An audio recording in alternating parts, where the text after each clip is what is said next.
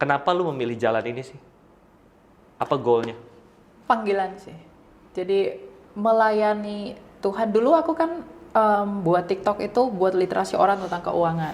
Karena aku dulu kuliahnya about finance. Oke. Jadi aku buat video-video tentang keuangan, investing, pasar saham, bursa, dan lain-lain gitu. Terus aku lihat scrolling TikTok terus-terusan gitu kan. Banyak tuh orang yang buat tuduhan tentang iman kekristenan yang salah. Nah, pas aku lihat video itu, banyak di kolom komentar itu ngelihat orang yang banyak tuduhan, tetapi nggak ada yang bisa jawab. Nah, karena aku dulu pernah diajarin sekolah minggu, ya ternyata bukan seperti itu. Nah, aku berusaha gimana meyakinkan bahwa iman kami tidak seperti itu. Jadi aku mau berdampak, tapi dampakku itu untuk apa? Aku dampaknya, oh ternyata Tuhan bawa dampaknya itu untuk membuat orang Kristen tetap terretensi di dalam iman mereka. Tetap di dalam iman itu. Tanpa peduli dengan tanpa tergoyahkan dengan tuduhan-tuduhan orang yang berusaha menjadi pencuri untuk menggoyahkan iman kekristenan. Nah, sepanjang perjalanan awalnya kan ketika memulai dari awal kita nggak tahu banyak kekristenan. Ya, aku nggak punya knowledge yang banyak tentang Tuhan, bagaimana Alkitab dan lain sebagainya. Tapi Tuhan itu memberi semangat di dalam hati kita untuk mencari tahu lebih dalam sehingga kita dipakai untuk menjabarkan itu keluar. Nah, aku juga nggak tahu kenapa padahal kan dulu aku nggak sekolah teologi ya. Aku sekolahnya manajemen. Tapi spend time banyak banget buat belajar itu. Demi orang-orang yang ada di TikTok untuk imannya tetap kuat dan bertahan sampai sekarang. Kenapa kita harus mempercayai Tuhan Yesus? Satu hal saja yang saya pikirkan dalam segala sesuatu. Semua agama pasti kebaikan, mengajarkan kebaikan. Mereka ajarkan akan ada surga dan lain-lain sebagainya. Tapi satu pribadi yang telah menaklukkan kuasa yang membuat kita tidak bisa mengalami surga itu hanya Yesus. Dan yang paling penting begini, Alkitab itu kan menjadi sumber iman kita. 2 Timotius 3 ayat 16. Itu berotoritas mengajar kita. Ya, ketika dia berotoritas mengajar kita, kita mesti memahami apa yang ada di dalam. Hanya Alkitab satu-satunya dari kitab suci di seluruh dunia yang paling lengkap dalam hal apapun. Karena itu teruji. Dan itu dilihat, makanya dalam 1 Yohanes 1 dikatakan, apa yang kami lihat, apa yang kami raba, apa yang kami dengar, itulah yang kami ceritakan kepada kamu tentang firman hidup. Jadi kesaksian bukan cerita yang katanya jatuh dari langit lah apa, enggak. Mengapa Kristus itu disebut sebagai yang ilahi? Sama ketritunggalan Allah. Orang di luar kekristenan itu tersandung dengan kata Trinitas.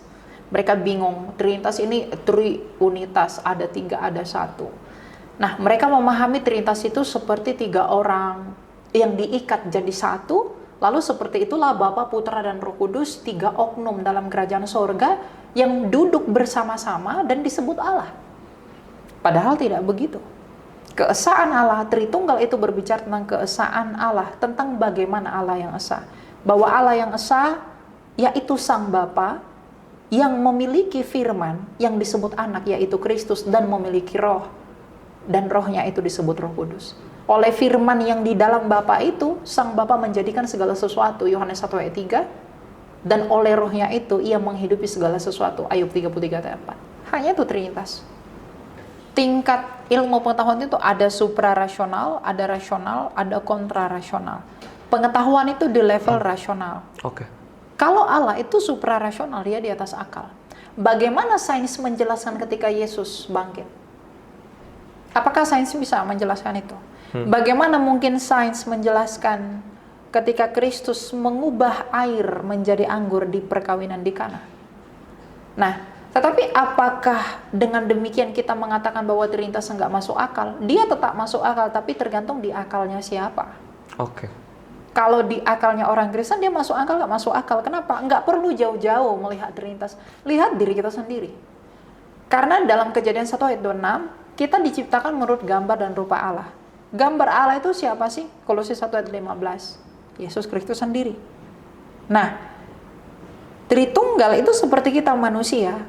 bahwa Sang Bapa, dia memiliki firman atau logika atau ilmu dan memiliki roh yang adalah hayatnya. Dan kita pun begitu, kita punya tubuh, kita punya firman atau pikiran, dan kita punya roh. Pasti tubuh, firman, dan roh kita adalah manusia, tapi tidak ada 3 manusia. Jadi pahami realitanya apa, pahami hakikatnya apa. Kunci untuk percaya Yesus itu bukan tentang kamu pinter, kamu kaya, kamu kuat, dan lain. Hanya satu kuncinya, rendah hati.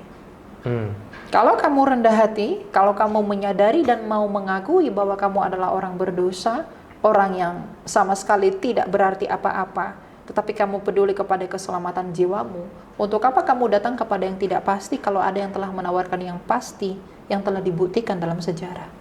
Ada juga orang-orang yang enggak percaya sama Tuhan Yesus itu karena kurangnya pengetahuan di dalam mereka. Dan mereka menuduh sesuatu, menyimpulkan sesuatu atas dasar ketidaktahuan mereka. Karena apologetika itu kan apologia, itu pertanggungjawaban. Jadi kita mempertanggungjawabkan apa yang kita imani sejak semula dengan benar. Jadi ortodoksianya gitu, pengajaran doksanya yang lurus itu. Tapi kalau tujuannya berapologetika itu adalah untuk menguduskan Kristus dari semua tuduhan yang liar, itu bagus. Kita nggak perlu bela Tuhan. Exactly. Kita nggak bela dia. Tapi kamu kalau mengasihi dia, gini deh. Ada orang pernah berkata begini sama saya, ngapain kamu berapologetika? Ngapain kamu bela Tuhan? Tuhan tuh nggak perlu dibela. Saya bilang begini, kamu bodoh. Kenapa saya bilang kamu bodoh? Kamu mengaku mengasihi Allah. Mengaku. Tapi mengapa kamu membiarkan orang tersandung? Kenapa kamu membiarkan orang tersandung di dalam ketidaktahuannya akan iman? Yang seharusnya dia bisa percaya menjadi sepertimu, tapi karena dia tidak tahu tentang kebenaran yang ada padamu, dan kamu tidak mau membagikannya, bukankah kamu dituntut atas itu? Kita tahu kebenaran. Kita tahu apa yang benar. Ada orang bertanya sama kita, atau ada orang yang mempertanyakan iman kita, lalu ya udahlah itu urusan Roh Kudus dan lain-lain. Padahal kamu ada di situ dan kamu tidak memberi jawab dan kamu tidak membela dan mengatakan yang benar dari tuduhan dan anggapan mereka yang salah. Di mana kasihmu kepada Allah? Jadi kita perlu untuk mengatakan yang benar tentang iman kita agar Kristus yang kudus itu tidak diinjak-injak. Tapi caranya tentu harus dengan sopan santun, penuh hormat, lemah lembut. Ya kalau orang mencaci iman kita lalu kita caci balik, apa bedanya kita dengan mereka? Jadi orang penghujat Yesus, penghina kekristenan itu jangan dibenci, dikasihani. Sama seperti Yesus mengasihani yang menyalibkan dia. Bukankah Kristus mengatakan, ya Bapa, ampunilah mereka, sebab mereka tidak tahu apa yang mereka perbuat. Nah, mengenai kekristenan modern, memang banyak pergeseran nilai dan sakralitas ibadah. Itu banyak. Ya, memahami Tuhan itu, orang zaman sekarang itu memahami Tuhan itu sesuai dengan kebutuhannya. Kalau dia pengen yang enak-enak, datang aja ke gereja yang begini. Pengen yang, yang aku ke gereja tuh pengen ngelihat yang begini-begini, datang aja ke tempat yang seperti ini. Jadi tidak menaklukkan daging ya. Dan pengajaran gereja-gereja zaman sekarang, mohon maaf saya harus katakan tuh nol. Lebih banyak Tuhan memberkati, Tuhan mengasihani dan lain sebagainya. Itulah yang membuat banyak orang dikit-dikit menderita langsung putus asa, dikit-dikit kena masalah langsung tuntut Tuhan. Kan gerakan zaman sekarang postmodernism itu adalah mereka mudah sekali dengan entengnya mulutnya menuntut Tuhan atas kejadian mereka, atas apa yang ada dalam hidup mereka. Ketika mereka menderita, mereka salahkan Tuhan. Tuhan itu nggak adil, Tuhan itu nggak ada. Masa saya begini, masa saya begitu. Kok dia begitu? Kok saya nggak begitu? Tapi dia lupa, kalau seandainya dia memahami Tuhan dengan benar, apapun yang terjadi dalam hidupnya, dia pasti bersyukur.